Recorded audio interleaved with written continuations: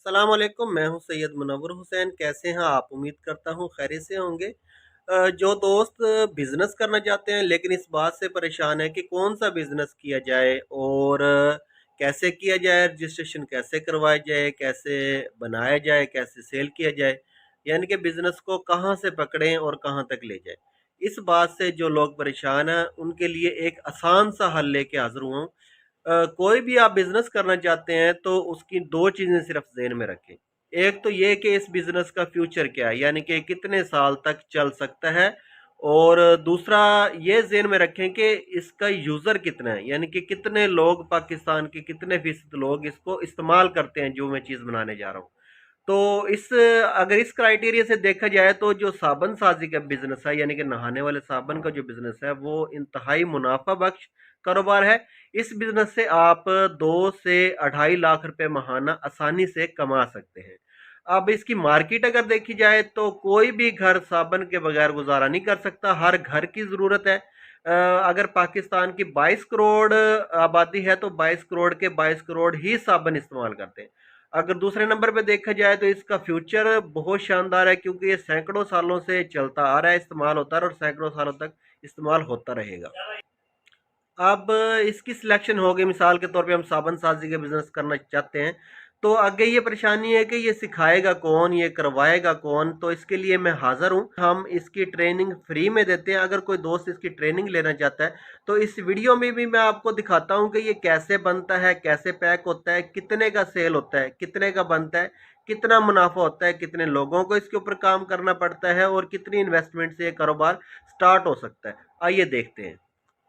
साबुन बनाने के लिए जिस क्वालिटी का भी हम साबुन बनाना चाहते हैं, हल्का, नॉर्मल, उसके मुताबिक इसका रॉ मटेरियल जो है, जैसे नूडल्स हैं, वो हम सबसे पहले मिक्सर को ऑन कर देंगे, उसके अंदर नूडल डाल देंगे।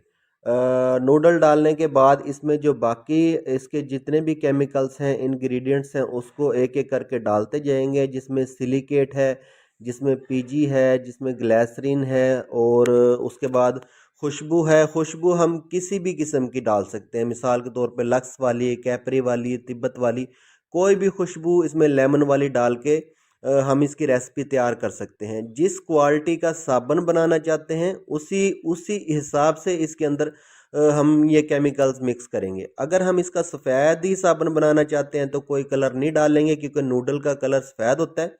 अगर हम इसको किसी और कलर का बनाना चाहते हैं, मिसाल के तौर पे अगर हम इसको पिंक बनाना चाहते हैं साबन को, तो पिंक कलर इसके अंदर शामिल करना स्टार्ट कर देंगे। मिक्सर चलता रहेगा, तमाम चीज़ें इसी के अंदर हमने डालते जानी है, लास्ट में कलर भी डाल देना है। जब ये अच्छी तरह मिक्स हो जाएगा तो फिर इसको हम एक साइड से मिक्सर से निकाल लेंगे।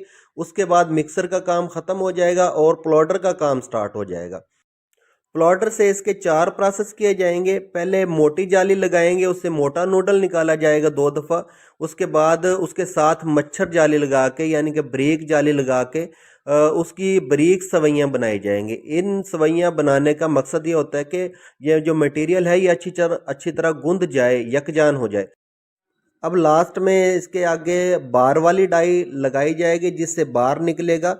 बार का साइज हमारी जो डाई है साबुन पंच करने वाली, यानी कि 100 ग्राम या 120 ग्राम या 150 ग्राम, जितना हम साबुन बनाते हैं उसके मुताबिक होती है।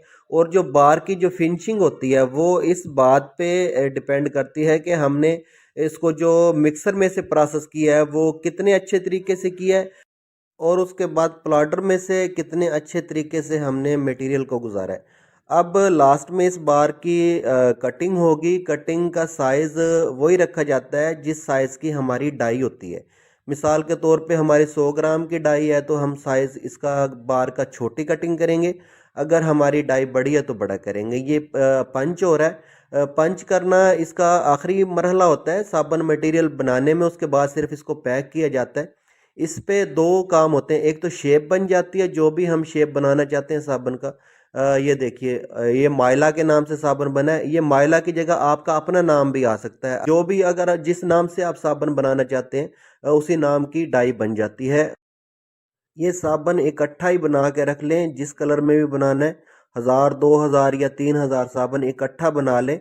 उसके बाद इसकी पैकिंग शुरू करें तो फिर इसकी जो प्रोडक्शन है, डेली की प्रोडक्शन, वो अच्छी निकलती है। अगर आप थोड़े थोड़े साबुन बनाते जाएंगे और उसको पैक करते जाएंगे तो इसकी प्रोडक्शन डेली बेसिस पे कम निकलेगी और लेबर के ज़्यादा अखराजात आएंगे। हमने हर साइज़ का हज़ार हज़ार 2-2 हज़ार साबुन बना के रखा है। उसके बाद हम इसकी पैकिंग स्टार्ट कर रहे हैं। अगर आप इस बात से परेशान हैं कि कौन सा कारोबार किया जाए तो ये बिजनेस इंतहाई मुनाफा बख्श और आसान है।